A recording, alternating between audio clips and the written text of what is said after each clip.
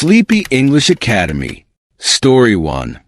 The Unexpected Journey to a Small Town. Have you ever found yourself somewhere you never expected to be, and yet it felt like exactly where you were supposed to go? This story is about such an experience.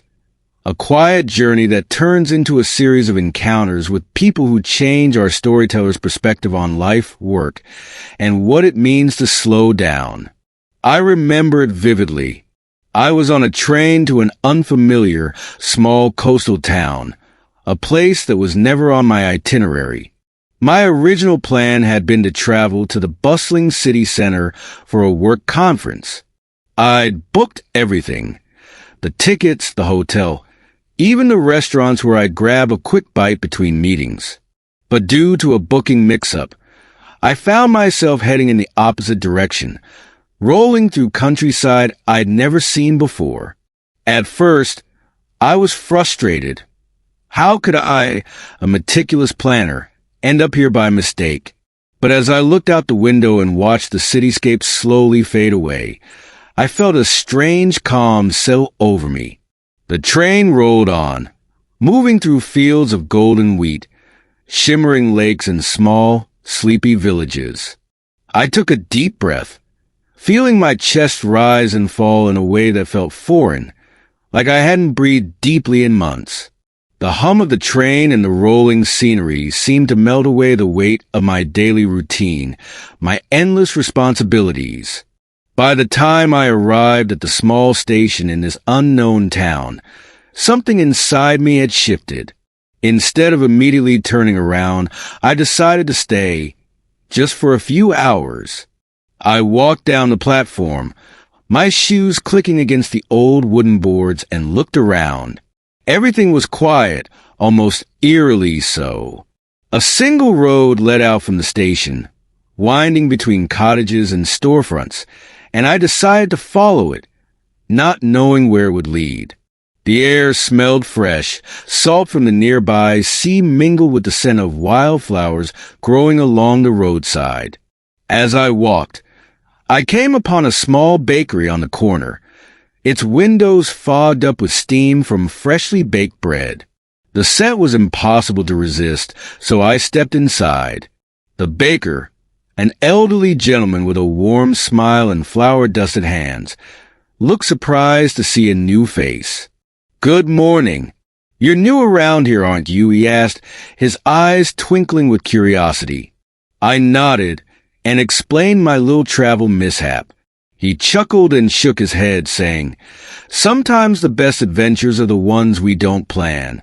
His words struck me. When was the last time I'd done anything unplanned? The baker, Mr. Fletcher, went on to tell me stories about the town. He spoke of his late wife, Helen, and how they'd opened the bakery together 40 years ago. She'd always dreamed of owning a place where people could come and feel at home, he said, even if they were just passing through. As he talked, I felt something inside me soften. I realized that in my busy city life, I rarely had such personal conversations with strangers. Everyone seemed to be moving so fast, with no time to pause. But here was this man, happily sharing his memories and life story with me, a complete stranger. After buying a loaf of bread, I continued my walk, savoring the soft, warm slices as I wandered further into the town. My next stop was a small art studio down a quiet lane. Inside, a woman was painting a landscape, a field of sunflowers under a brilliant blue sky. I watched her for a moment before she noticed me and waved me in.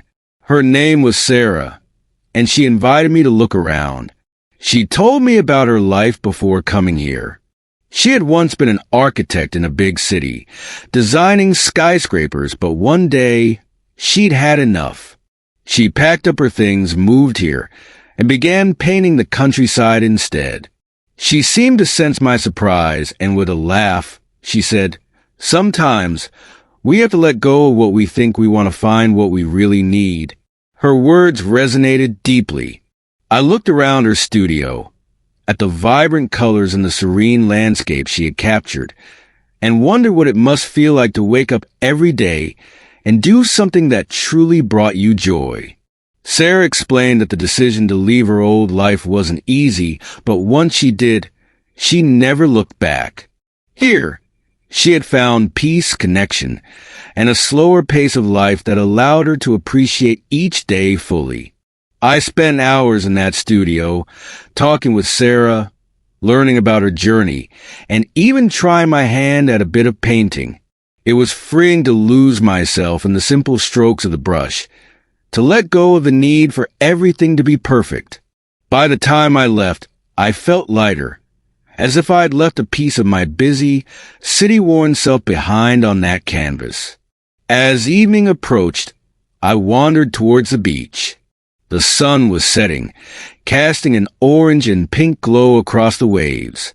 I kicked off my shoes and walked barefoot along the shore, the cool sand grounding me in a way I hadn't felt in years. Each step was a reminder to slow down, to notice the world around me instead of rushing through it. I wasn't alone for long. An older couple was sitting on a bench, looking out over the water, their hands intertwined. They waved me over, and we started chatting. They told me about how they had met in that very town decades ago, and how they'd come back every summer since. Listening to them talk about their years together, the ups and downs, the challenges they'd overcome, made me reflect on my own life, on the relationships I had, and the ones I'd neglected in my pursuit of career and ambition. As the sun dipped below the horizon, casting a final golden light across the water, I felt a sense of peace I hadn't known I was missing. I'd come to this town by accident, but every encounter, every conversation felt like it was meant to happen. This place, these people. They had reminded me of the importance of connection, of living with intention, of being present. When I finally boarded the train back to the city that night, I made a quiet promise to myself. I would let go of some of the pressure, the constant need to achieve. I would make time to visit small towns, to talk with strangers, to listen and learn from the stories of others. Because in the end, those moments, those quiet connections, are what truly enrich our lives. As the train moved back toward the bustling city, I gazed out the window at the stars twinkling above, and for the first time in a long while, I felt content, knowing that life's most beautiful surprises come when we allow ourselves to let go. Subscribe for more videos. Your support helps me create more content. Thanks for watching.